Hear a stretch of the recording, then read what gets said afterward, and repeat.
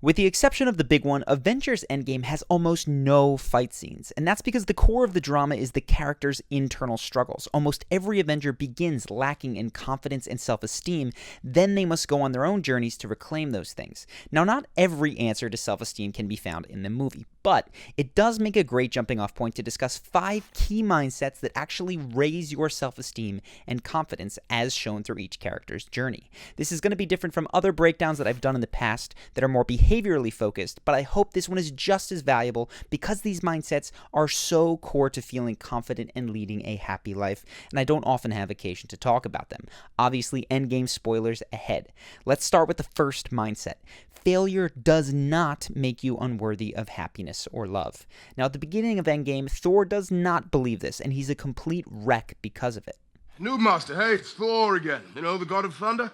Listen, buddy, if you don't log off this game immediately, I'm gonna fly over to your house, come down to that basement you're hiding in, rip off your arms, and shove them up your butt! Like many people who might find themselves in a depression, Thor is distracting himself from his pain with alcohol and video games. And like many of those people, he knows all the right things to say, but can't get himself to feel those things. These things happen, though, you know, nothing lasts forever. The only thing that... Why don't you come sit I'm not done yet. The only thing that is permanent in life is impermanence. Awesome. Thor's problem is in assuming that he can just put the past behind him by distracting himself from it. None of us can do that, at least not without serious consequences. In order to properly move forward from trauma, you need to confront how your past still affects your emotional responses in the present.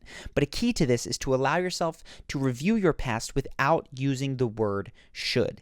Instead, focus on understanding why you did what you did, because understanding leads to forgiveness, and forgiveness is what allows you to learn from the past without staying locked in guilt. That is exactly what Thor's mom explains to him.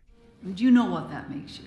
Just like everyone else. I'm not supposed to be like everyone else, am I? Everyone fails at who they're supposed to be, Thor. Thor's should-have mindset is one shared by some of the most ambitious people I know. They should have been better, should have been perfect. And the lesson from Thor's mother is the same one that all those people need. Who you are supposed to be does not exist, except in your head, as a mechanism by which you torture yourself. So you can't allow the fact that you might have fallen short of some imagined ideal to impact your sense of worthiness. Now, the marker of this is when Thor's hammer returns.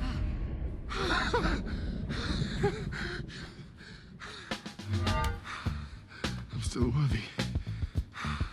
But the point is more applicable in all of our own lives in the previous scene, where Thor realizes that he is worthy of forgiveness and of love, and so are all of us. I love you, Mom. I love you. This takes us to the second lesson. Self-forgiveness still might not come easily to you, especially if you don't have that Freya figure to offer to you like Thor does. So you need to learn to offer yourself at least as much compassion and understanding as you would a dear friend. This is Hawkeye's struggle, because like Thor, he failed. But even worse, after his failure, he became brutal towards others as a way to express his pain. He fails morally. What I want, you can't give me.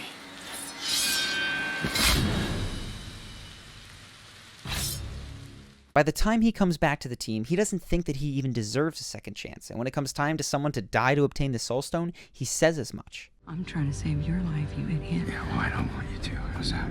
Natasha, you know what I've done. You know what I've become. But Natasha reminds him of something that we often forget. Oh, I don't judge people on their worst mistakes. Maybe you should. You didn't.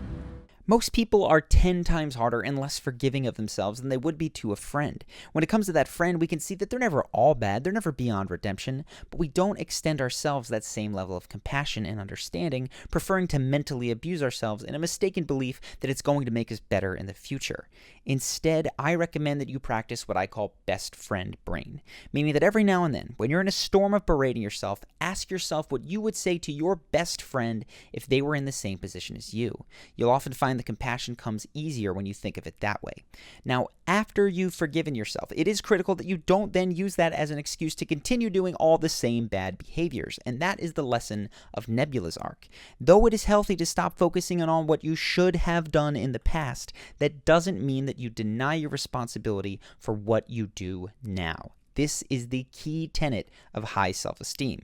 Now, the Nebula from 2014 doesn't get this and is miserable. She has the possibility of an alternate, happier life literally right in front of her, but she refuses to admit that she can change, and she uses two common defense mechanisms to avoid that responsibility. First, she appeals to her identity. You don't have to do this.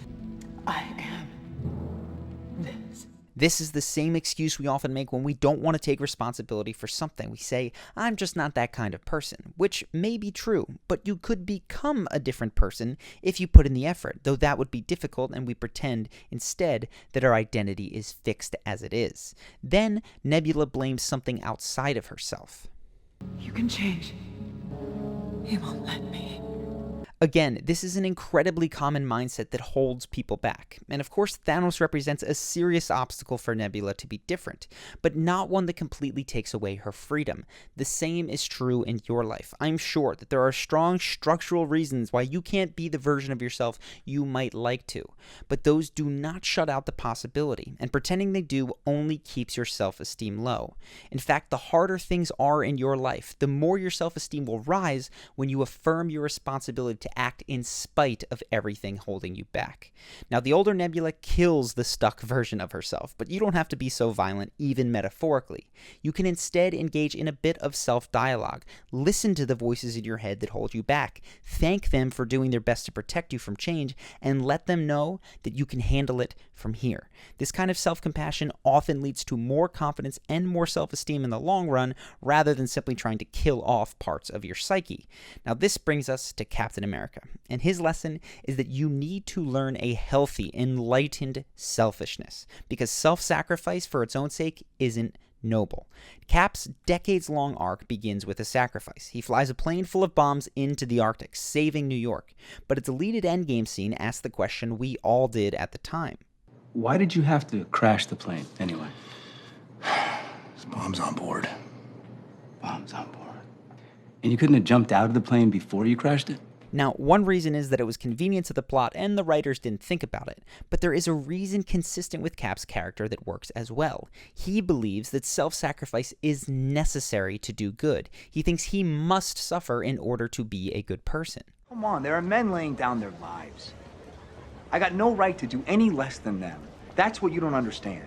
And that mentality of sacrificing himself becomes his go-to solution, even when it doesn't have to be.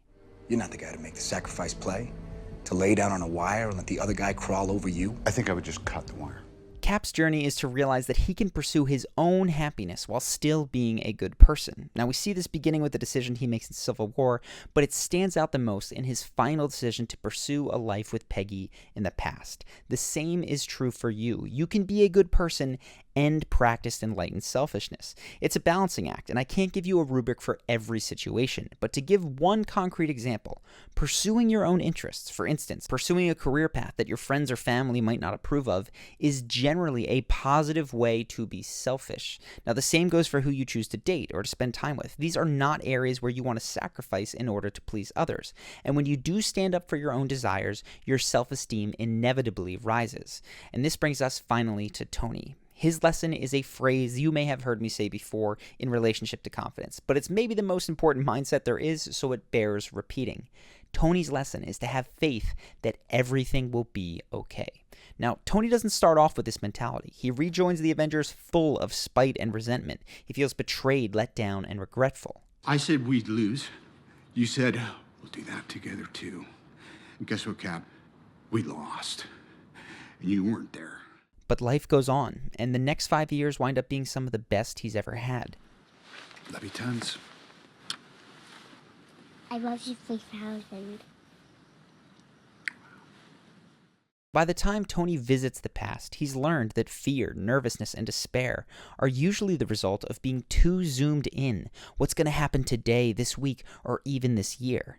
But when you take the really big picture, he starts to have faith that somehow things will be okay. Now, in other videos, I've discussed a number of different ways to come to the same belief. But in Tony's case, it's based on his experience. He has seen the lowest day in the history of the universe, and he's seen that there's beauty and possibility even after that. He's seen that his childhood, which he originally thought was lacking, What do you remember about your dad, huh? He was cold. He was calculating. He never told me he loved me. He never even told me he liked me. Could be reinterpreted as genuinely positive with the benefit of a wider perspective. I thought my dad was tough on me. And now, looking back on it, I just remember the good stuff. So if you've ever had tough times and made it through, which I'm almost positive you have, look to those experiences for faith that things will be okay in the future. At the time, you might not have believed that you were going to make it through that difficult thing, but you did. And when you recognize and refer back to those moments, you raise your self-esteem and increase your ability to handle today with strength. This feeling crystallizes for Tony when he hears his dad caught in the same zoomed-in concerns he had when he became a father. Did you feel qualified? Like you had any idea how to successfully operate that thing? I literally pieced it together as I went along. I thought about what my dad did, and My old man, he never met a problem he couldn't solve with a belt. And despite the fact that Tony's life didn't turn out exactly as he might have wanted it to, it won't for you either, FYI, he gives his dad the most important mindset there is for confidence, the one that gives him the courage to die a hero and at peace. Howard, everything's gonna be all right. If you're interested in the fastest way that I know to build both confidence and charisma, I would recommend checking out our program, Charisma University. It's a step-by-step guided program that's guaranteed to give you more confidence and charisma in just 30 days. And it's structured with a daily action guide so that there's no guesswork when it comes to learning these habits. You just follow the guide and you get the results. Now, you can read all about the details in the link below, but I figured the best way to let you know what this is all about is just to let the members speak for themselves. So here are just a few of the things that CU members have written in via email or the course comments. The first one comes from a guy who got promoted to a senior position early in his career, and he says, I don't even have a bachelor diploma, yet they want me to fill this position, and when asked why, this was the answer. You have great social skills, which is rare for an engineer. You can think quick on your feet, and you are open and self-assured in your demeanor. Thank you so much for all that you've taught me. You have truly changed my life, because without CU, I wouldn't have qualified for that position in a million lifetimes. Now, this next one comes from another person who started a new job, saying, I wanted to let you know that I nailed those first days at work. Everything that I needed was right there at the right moment. The confidence, the energy, the smile, the positive mindset, and all with your tips from last Tuesday in mind, it could just not go wrong. And he finishes by saying, I just wanted to emphasize that what I did the previous days would not even have come to my mind if I had not discovered that charisma is a skill that can be learned thanks to your YouTube channel and university program. And this last one is a comment in the course from someone who used it mainly to improve their social and dating life. And he says, life-changing. In 6 weeks, I went from being socially awkward with few friends to the life of every event I attend. I also went from having serious girl problems to dating the girl of my dreams. Charisma University transformed me from a lonely introvert hoping to better connect with people to an energy-filled extrovert who makes new friends everywhere I go. And there are more success stories just like those in the comments if you decide to join the course. If you do join, it comes with a 60-day money-back guarantee, which is 100% for any reason at all. And it's 60 days even though the course is only 30 days because I want to make sure that every single person truly feels like they're getting a ton of value from the course. Otherwise, you can just refund. So if you want to check the course out, go ahead, click the link on the screen now or below in the description. We've had thousands of members go through this course and get a ton out of it. I hope that you decide to join if this is an area of your life that you're looking to improve. Either way, you deserve to have high self-esteem. I hope that this video has helped you with that, and I look forward to seeing you in the next one.